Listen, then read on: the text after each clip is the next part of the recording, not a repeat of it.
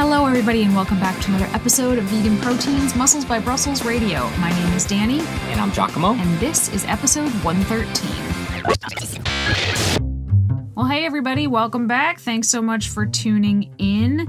This has been so crazy how consistent these podcasts have been. I feel like we finally cracked the code, and I'm just so excited about it.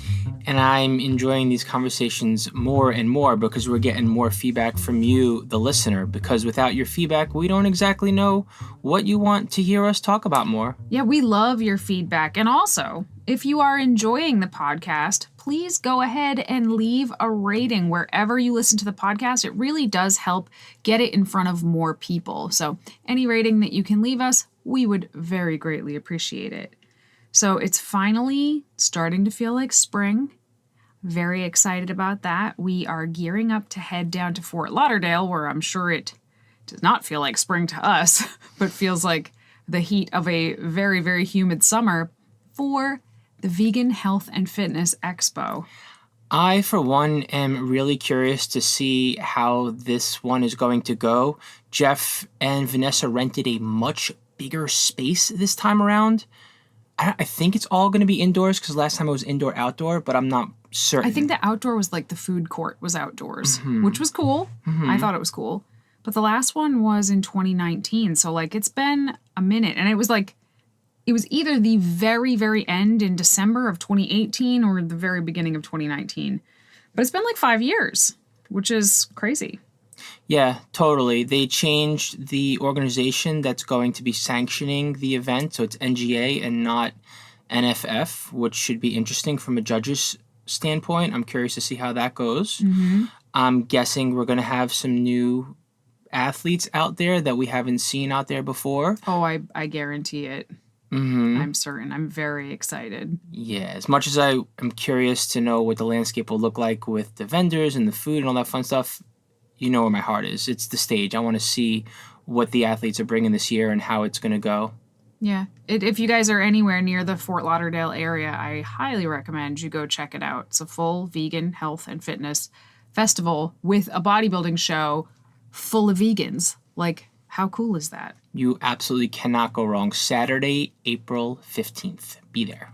Awesome. So today we are talking about a topic that I think a lot of people either have struggled with or do struggle with, and that is when you are on a mission to reach your goals, but your family or the people that you live with, the people that you share your living space with, do not eat in any way or live in a way that aligns with your goals and the struggles that come with that and how to hopefully overcome those struggles.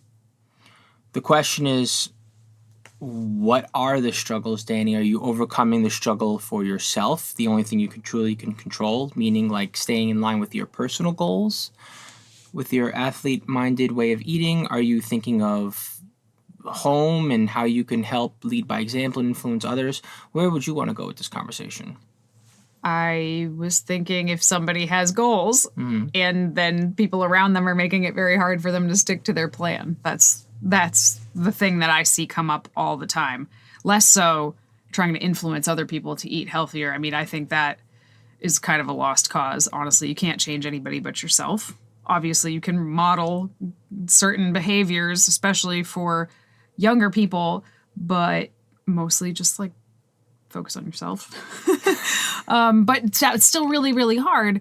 Let's say it's a married couple and one person is trying to get in shape and the other person is like, hey, let's order takeout 5 nights a week. That puts everybody in a weird position. Or a mom that's cooking dinner for her kids every night and the kids will only eat certain foods that are like, you know, not super healthy. Those are real struggles that people talk to me about every single day. Every single day. And I think every situation is different. So I'd love to just rattle off a bunch of tips, but I don't think it's that simple, right? It's really depending on what your environment is like, what your goal is, what your struggles are. I find that when you're on a mission, it almost seems like your environment wants to sabotage you sometimes. And I don't know if that's like a personal feeling or reality. Sometimes it seems that way, though. It's like you're going in one direction, so all of a sudden people run screaming in the opposite direction. I don't know. I think that's kind of like that movie 27 with Jim Carrey, where he thinks he sees 27, so then he becomes obsessed with the number 27, and then he sees it everywhere. Like, if you think that everything is trying to derail you from your goals, that's what you're going to see mostly.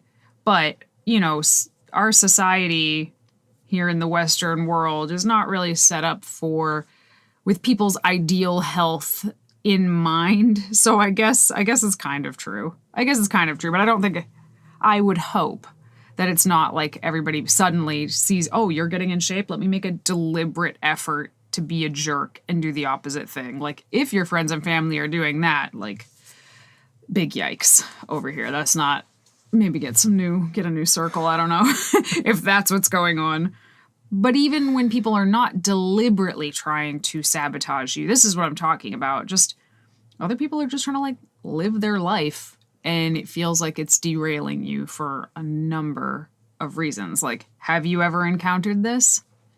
Oh, yeah, totally. And I think the people around you miss the you that wasn't on a mission, so they seek experiences like that. They're like, okay, well, if they can't order takeout, I'm going to order takeout for myself. But now I'm not enjoying that because I'm usually ordering takeout and having it with you, for example. And that can lead to some tricky emotions and difficult dinners when it can be, like, isolating. And, like, okay, so we preach flexibility, right? And we talk about balance. But sometimes I like to think we don't preach at all, but well, sure. I hear what you're saying. Whatever. Okay, so, but the point, Danny, is that you still have to make a choice that's in your best interest, even though someone else has the best of intentions and they're not deliberately trying to self-sabotage. And they may feel bad that they're isolated or lonely with their personal choices, right? And also food is a thing that bonds people, that brings people together. So it can be a little challenging at first when you start to change how you do things and you're on your own personal path. And I don't know if I have answers for that. I think the best thing you can do, step one, is to, I don't say warn everybody, but how do I say this?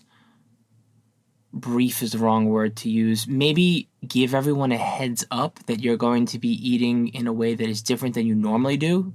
I don't mean like the types of foods, just like your eating habits, your style, you know? Mm-hmm. Yeah, I think it's a very... This is tough, actually, because sometimes the research shows that when you share your goals with certain people, you're less likely to follow through with them. It's almost like your brain thinks because you talked about it, you did it. So I actually would recommend being a little bit selective about who you share your goals with.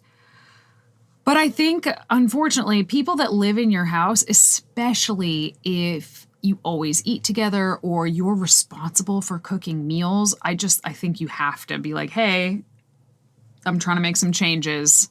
I'm trying to be healthier. I'm trying to reach this goal or that goal. Hopefully, and I would like to think, most people will try to be supportive. Now, not everybody knows the best way to be supportive, but intention matters here. I think intention is really important. So, hopefully people will be trying to be like they are intending to be supportive, and that is important to be able to ask for that support. Totally, within reason. To Danny's point, you don't want to have to over-explain yourself and get into a place where you're thinking you're already doing the thing. So, like, psychologically, you may wind up moving in the wrong direction and self-sabotaging. Like, there's only so much of your personal goals that you need to share, put it that way. Maybe just a little thing here and there, like, yeah, I'm trying to be healthier. I'm trying to eat more in line with a goal I have as an athlete, et cetera, as opposed to I'm going to be eating these foods at these times and I can't eat with you for dinner and don't, this and that. Like, you don't need to spill the beans. And also, like Danny said, be careful about who you share. I mean, there's a responsibility, I suppose, when there's people in a household, but there's also so much that you want and need to say and so many people that you should share things with while keeping some stuff to yourself so that you can still work towards your goal, right, and not screw things up. So I think the most important thing that you need to keep in mind in these situations, regardless of which sort of scenario you fall into, is that you are the one in control of you.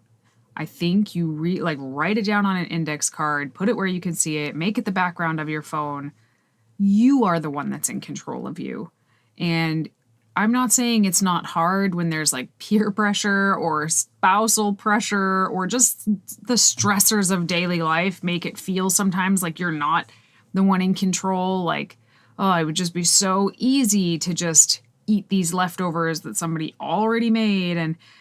But at the end of the day, I think that this is a place where some radical ownership can become really helpful, to remember that nobody is unless you're a minor, in which case that's an entirely different situation, but nobody is putting food in your mouth. Nobody is making you eat anything you don't want to eat. You're the one who makes that decision. And I have had, during my cut, I have had to remind myself of that over and over again. Like, I don't have to eat this just because everybody else is eating it. Like, it's up to me what I'm going to do. And radical ownership is not an easy thing to do. It means, there is nobody to point to if you screw up, like, it's on you. And for a lot of people, that's a real big struggle. They want to blame this, that, or the other. And I don't want to, other things make it harder. I'm not saying they don't, but at the end of the day, it's you. And I just think that's a really important thing to internalize as much as you can when you're trying to tackle big goals, because it is too easy to blame everything else. Oh, totally. I mean, you can get lost in a conversation with someone else and then your thoughts run away with you. And before you know it, you're looking for reason in that conversation as far as that other person having some responsibility for what you did or didn't do in terms of how you handled yourself, making choices, even if you don't have control over what's in your house food-wise, which, let's face it, most people don't. Yeah, a lot of people don't. I mean, we don't. No. We have other people that live here, and we don't always like the stuff that we might really like the stuff that they're eating, so much so that we don't want it in the house normally, but there it is. So this is kind of the next extension of that to me is other people are going to eat differently than you. It is not fair, I don't think, for you to ask people to stop eating the foods that they love because it's a struggle for you. Now other people might just make that choice to be helpful for you, and that's totally up to them. But I think that when, for example, like spouses, if one person is on a diet and they say, oh, could you just stop bringing these Oreos into the house? Like, I don't really think that's a fair thing to ask people to do. I do have strategies that work kind of around this, that kind of skirt around this issue that I think a lot of people have experienced. But if you start getting resentful of your partner or your kids or whomever you live with because they're bringing foods that you struggle to resist into the house, that's not their fault. It's not their fault. Like I said, there might be some things we can do to improve that situation, but you can't judge them, or you shouldn't judge them. A lot of people feel very judged by people on diets. Just being a health coach, I swear to God, every time I sit down to dinner with somebody, they want to confess their food sins to me. I could be eating pizza. I could be eating pizza and ice cream. And they're like, forgive me, Father, I have sinned. I have eaten this, that, and the other. And I'm like, I legitimately don't care. It's taken years. I don't care. Years. I remember back in the day, it used to have fear being around my clients when we traveled, because I'm like, they're going to not be able to enjoy themselves when they're with me because you're going to think they're accountable to their coach in person. I'm like, I didn't like it takes a long time to get more comfortable in social settings, even when you do this for a living with others, to make sure that they're not uncomfortable or feeling judged, for example. But there's a reason. There's a reason so many people feel judged when they're eating around other people who are dieting or even just very health conscious. It's because a lot of dieting or health conscious people are judgy as hell. it's not up to you. Like, it is just not up to you what other people choose to eat, even if it's hard, even if it hurts. Like, I've been there myself with family eating themselves to actual death, and I wish they would do something different in my heart, but it's not up to me. It's their decision, and I will be there if they need help, but it's not up to me. So try very hard to not be judgmental or give off a judgy vibe if you're eating a salad with tofu and your partner is eating a burger and fries, you know? Like, try not to, because that's just going to build all of this resentment and just weird vibes of like people sneaking around to eat. Like, ugh, that just sounds so unhealthy. You know what I mean? And then the other risk that you run is letting your partner or your family or your friends or your circles enable you because you feel bad or off or guilty about your choices around them, and you want to please them, or you want to appeal to them and try to not feel, also on a personal level, maybe you don't want to feel isolated, but like then you wind up betraying yourself because it's not what you want to do, right? Like, you have a certain goal in mind. Let's say it's eating healthfully. Let's say it's being mindful about how often you make choices that aren't the healthiest ones as far as the food you pick. Let's say it's eating a certain amount to like serve your needs, to fuel you and recover. Whatever your goals are, like, they are yours, you and yours alone, right? And you have to be careful when you are vulnerable and you're in that position, because it can be very easy to slip into a pattern, if you will, where you find yourself trying to make everyone happy around you when it comes to your food choices around them. And then before you know it, you're upset, and who are you going to wind up taking that anger out on unintentionally? Probably the people that you love the most, that are just there, that you just wanted to be a part of all the while and just, break bread with them, so to speak. I would say that this also, even though we're talking about eating healthier and being on a specific type of diet or whatever, this extends to veganism as well. Like, there are a lot of people that listen to this podcast that are vegan and their families aren't. And I cannot imagine how challenging that must be, because there's this whole like ethical level to it that's different than just like, oh, I want to eat healthier. That would be super challenging, and it's something we're going to dive into a little bit more this month on our YouTube channel. But I think all of this still holds true for that as well. Believe me, I get it. I want the world to be vegan more than almost anything. And when I see people, especially people that I think really highly of, that aren't, I have feelings about it, and I just shut up. I just shut up. If they have questions, they will ask me. It is not my place to be sitting on my high horse, judging them for this or that, even though I wish they were not doing it. Because guess what? There could be some area of their life where they are living more ethically or sustainably or something than I am, that I haven't really thought of, or I haven't like awoken to that particular thing yet. This is just something that is very near and dear to me, but I'm not going to try to judge other people for it. That's just going to push them away. So, okay. Are we ready for some like practical tips? That was all like very big picture stuff. But I do actually have some practical hands-on tips. Let's hear it. Okay. I have several. One is to identify foods that you don't like. If you are the one in charge of purchasing the food for your house, which, let's be real, it's mostly moms that are going out and buying the food for their families.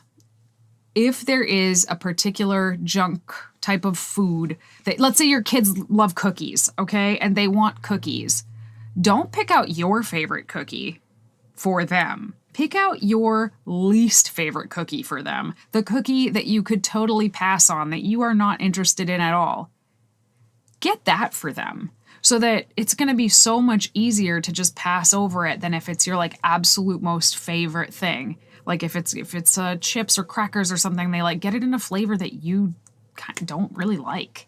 I think that's a very smart thing to do when you're the one in control of the food that comes into the house, but you're trying to please everybody. Don't get something they don't like, but get something that you don't like. It's going to be a lot easier to just walk right on by it if you don't like it. let's say you hate licorice, but the kids like licorice. You get them licorice instead of Skittles that you actually like, then you're not going to eat it because you don't like it. But the kids are still happy. They have their licorice. I don't know who the hell likes licorice. That's not true. I had one client once who was obsessed with salted licorice. Team red licorice all the way. Every other licorice could just disappear off the face of the earth and I'd be okay with it. Salted black licorice. Has anybody else heard of this? She was in Australia, but it was very strange. Okay. My next tip is to use a replacement strategy. So this is great for when you're with a group of people and they're eating pizza or ice cream or something. You know, make sure that you have healthy versions or versions of those things that are in line with your goals. So can you make a pizza that is vegan and has high protein? I know you can because we put the recipe on our YouTube channel, so you can do that. Or if everybody's having cookies or ice cream, can you find the like non-dairy Halo Top? Or do they even make that anymore? Probably.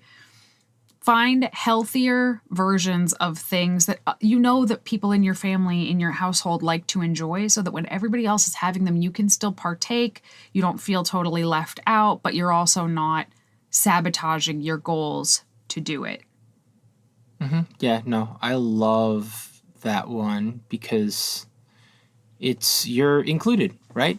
It's even something as simple as 2 different types of popcorn. Say someone wants to have like a heavy popcorn, you want to have a light popcorn, for example, as opposed to like having fruit when everyone else is having cookies, for example. So yeah, just like foods with like foods so that you can still enjoy with others. And you can also cross that line when it comes to vegan and non-vegan foods for family that has, you know, vegans and non-vegans. Right. Yeah, absolutely. Oh, yeah. And man, if I ever, not that this is a podcast about how to convince other people to try more vegan stuff, but having really delicious vegan food around is my number one tip for convincing other people that veganism does not suck. Danny, I'm feeling mischievous. Do we do the sneak thing where we don't tell anyone with non-vegans in the house and you just like throw something at them, make them make them a vegan burger and don't tell them? I mean, I've done it, not to be stealthy or anything, but I have heard of people getting really angry about that. So I don't know. Nobody's coming over my house that doesn't know they're eating vegan food here. So I don't know. I guess I would tell people because people feel, remember that guy? Oh, did you see that guy, the sausage expert on TV? I think it was in the UK. This was pretty recent, like last 6 months. They had a sausage expert on the news, some news show in the UK, who had these different sausages in front of him, and he had to identify the plant-based sausage, and he was wrong. And he got called out on, national television, and then it went viral on the internet.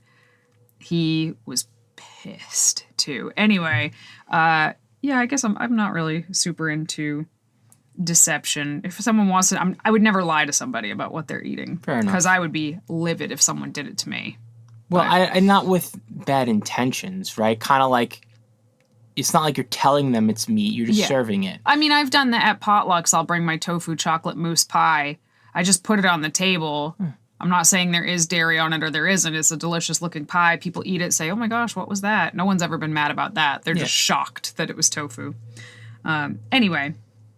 My next tip is if you are going to eat the same food as the people around you, like you're not going to make a separate thing, you just want to have some of what they're having, is portion control and then add more veggies. So have a little bit of what they're having and then fill the rest of your plate up with non-starchy vegetables. This is such an easy way to add a lot of nutrition to a plate, still have your fun with the other food, but not like blow your macros out of the water for the day. And stick to one plate. Be part of the one plate club. Yeah, just portion control in general. I think if I could teach people one thing that I think could change, like that are already vegan, of course. If I could teach them one thing that I think would totally change their bodies, their performance, a lot of things, it would be portions. Like learning what proper portions are. Anyway. Okay.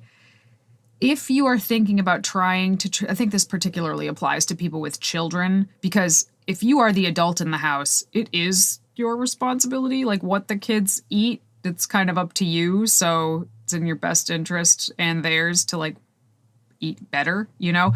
But I don't think if you've been feeding your kids soda, I don't think you can just switch it to water overnight and not have a ruckus about that. So if you're trying to transition your family or kids from really unhealthy food to healthier food, do it slowly. Like make the changes slowly. So if you're going from like soda, like full on sugar soda, you could switch to a diet soda and then switch to like a Crystal Light and then switch to flavored seltzers and then, you know, water. Making any sort of change slowly, I think, is really important. Candy bar to a regular sugary granola bar to a trail mix that doesn't have a ton of crap in it, for example, or like a healthier trail mix, like stuff like that. Yeah, or Oreo cookies. You could start getting the, like, I don't know, Newman O's and then transition to homemade cookies that have like fruits and fiber and stuff like that in them. But slowly, I think, unless you just find like a rock star recipe that the kids love right out of the gate. But I think that a lot of parents who decide that they want to get healthier realize like, oh crap, my kid's eating crap. How do I get them healthier? And at that point, the kids have put their foot down. They're like, no, we like crap. That's what we like. I'm not eating that other stuff. Gross. But I do think you can do it if you just kind of baby step it there. I guess it depends on the age of the kids too. Yeah, fair enough. Or like possibly finding a healthier option and mixing it into a food that is not as healthy as opposed to saying it's one or the other. Oh yeah, that's a good idea too. Something I'm trying to think of a specific example, right? Maybe like a scoop of Halo Top ice cream with a scoop of Ben and Jerry's. Poor example. I would not give kids Halo Top. No, I mean, like I don't have a good example. Putting lots of extra veggies into mac and cheese. You know, it's still mac and cheese, but you've snuck a bunch of vegetables into it. Hey listeners, hope you have been enjoying this episode. Interested in learning more about muscle building as a vegan? I'm hosting a free live webinar where you'll learn all about my 5 most important keys to building muscle as a vegan. You'll want to sign up for it because if you don't, there won't be any other way to have access to this valuable information in the webinar. Go to the link in the show notes and reserve your spot, as spots are limited. And I hope you'll join us on Thursday, April 13th at 6 p.m. Eastern. You'll have a chance to ask questions as well. And we will even give you a bonus VeganProteins pre-workout guide for attending. Looking forward to seeing you there. Okay, my next one is to have some healthy frozen meals on hand.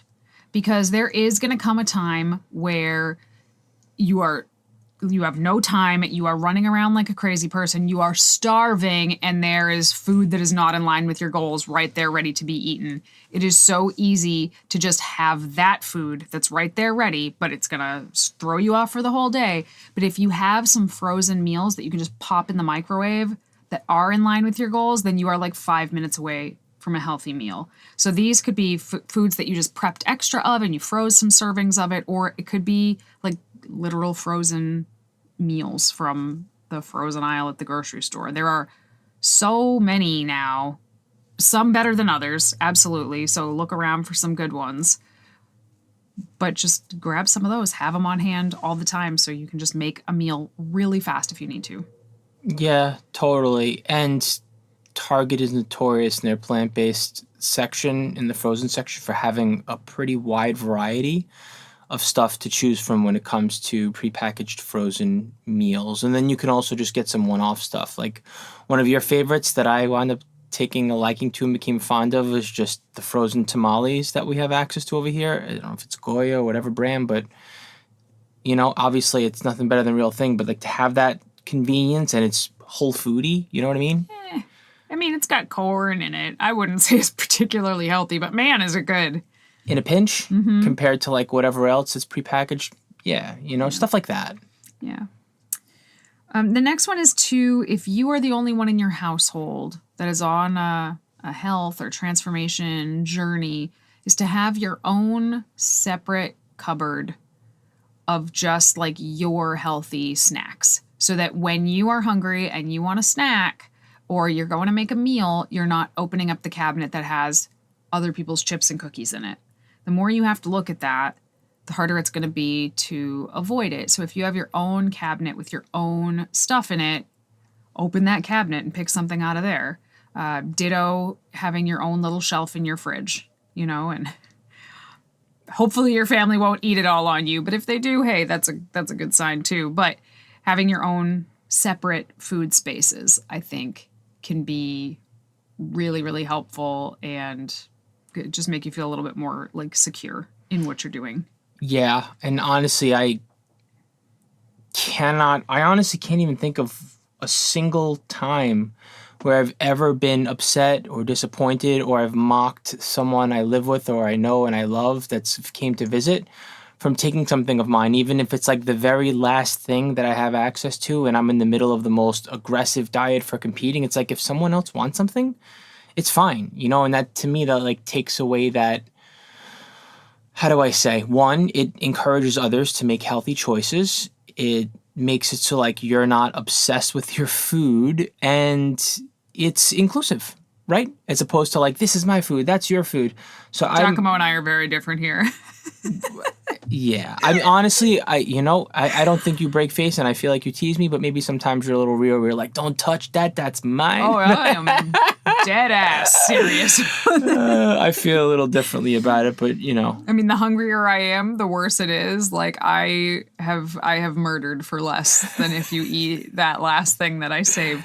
But usually, I think I've gotten better about it, but I have historically been very possessive about food. If you go back and listen to, I think it's the episode that's about like my upbringing, maybe this will just make more sense. We didn't have a lot of food. You get very possessive over it. It's weird. It's not good. But 𝐶𝐿, he's not kidding. He really will give everything away freely to anybody that wants it, even if he has almost none left. So hats off to you.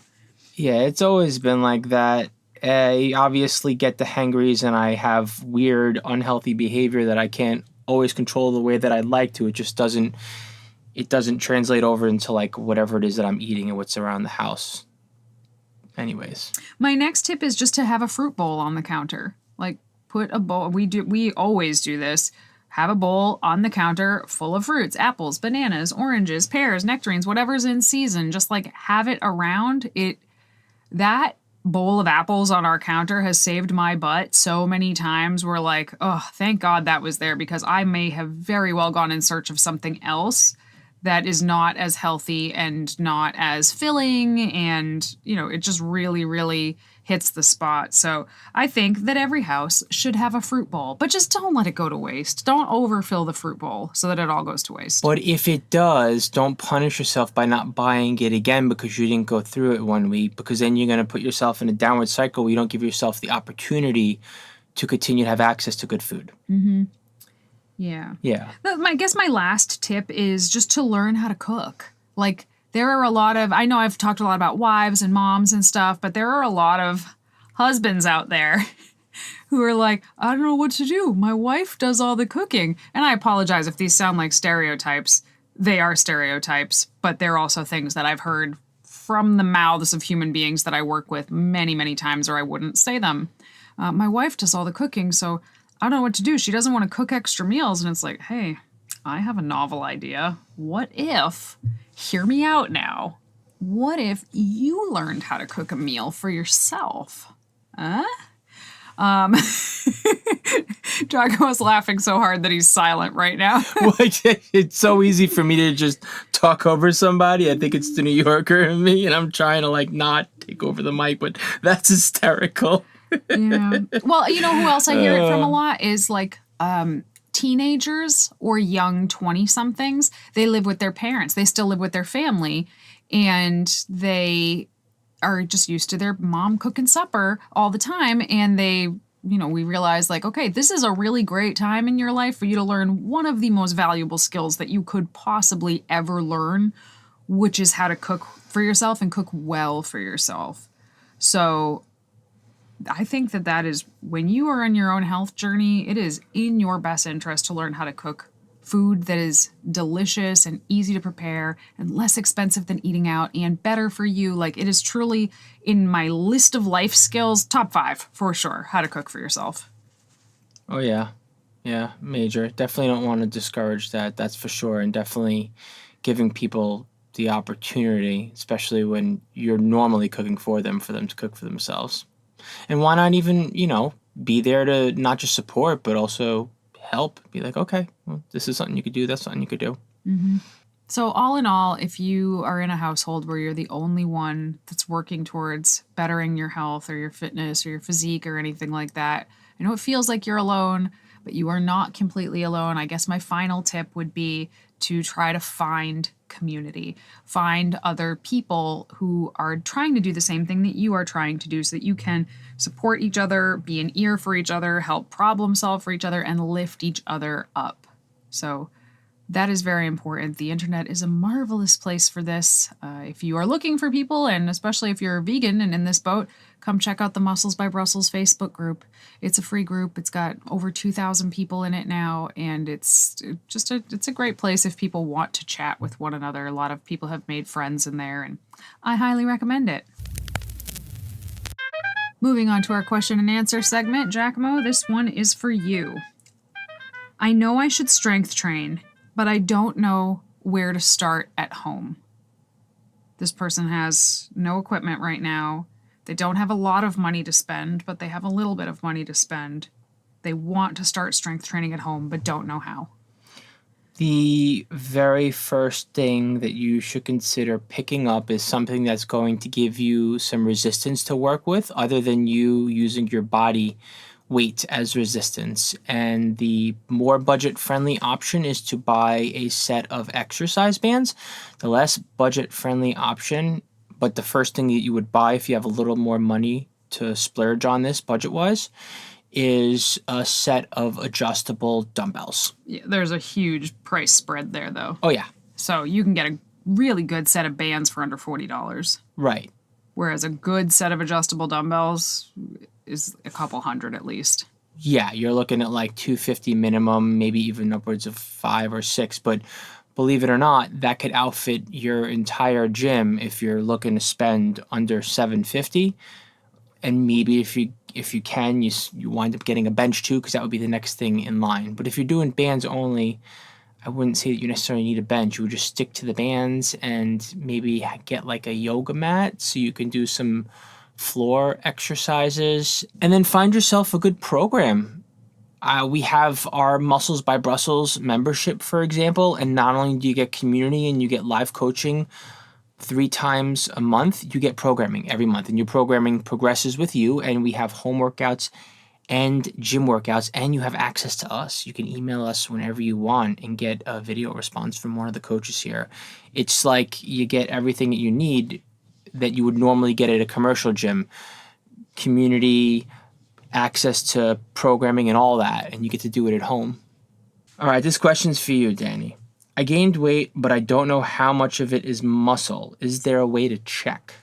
Okay, so there are ways to check how much muscle you have. I guess if you didn't know how much muscle you had before you gained weight, there isn't really a way to check the increase. You would have had to have measured at the beginning and now.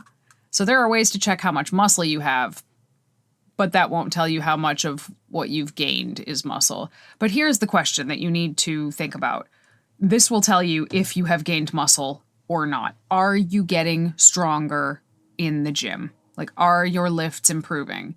If your lifts are improving and you gained weight, some of it is muscle. Without knowing what your rough body fat percentage was before you started gaining weight, I guess there kind of is no way to tell how much of what you gained is muscle. But start keeping track now. People never want to track their weight, their stats, their measurements, their photos, or anything like that until they've made a bunch of progress. And then they're like, oh, I wish I had taken that stuff at the beginning. Then I'd know how much progress I made. And it's like, yeah, I suggested that you do that at the beginning and you said you didn't want to. So here we are. So yeah, I mean, I know it's uncomfortable if you're not where you want to be yet to take your progress shots, measurements, weight, but at some point you will be grateful that you had it. So I would recommend it. All right, everyone, thanks so much for tuning in to another episode of Vegan Proteins Muscles by Brussels Radio. Feel free to reach out to us on socials at @IamJustAthena, at Muscles by Brussels, at Vegan Proteins. We're all over the place. Join our private community. Become a Muscles by Brussels member and get full access to some really awesome people. Stay in touch. Shoot us an email at veganproteins.com. We're here for you. Once again, my name's Giacomo. And I'm Danny. We'll talk to you soon.